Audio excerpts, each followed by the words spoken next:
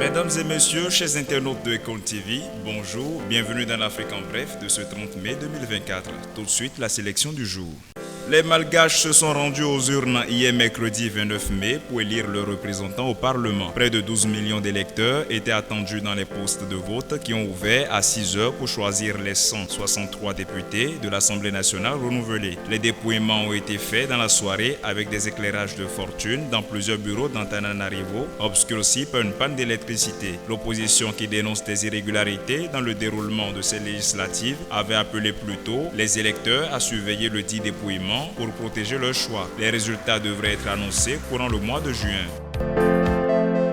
La société pétrolière chinoise WAPCO a réuni les autorités du Bénin et du Niger à Niamey pour résoudre un différend majeur concernant le pipeline entre les deux pays. Pendant 2 jours, les ministres du pétrole et des collaborateurs des deux nations ont cherché une solution. De retour à Cotonou le 29 mai 2024, le ministre béninois de l'énergie et des mines Samou Seydou Adambi a tenu un point de presse pour expliquer que le principal problème réside dans la fermeture de la frontière nigérienne entravant le passage des équipements et du personnel. Il a affirmé que la frontière béninoise reste ouverte et a réitéré l'engagement du Bénin dans ce projet tout en exprimant les inquiétudes des partenaires chinois. Adambi a également rapporté qu'il n'a pas pu remettre un message du président Patrice Talon au général Abdourahmane Tiani, président du Niger, qui n'a pas pu le recevoir.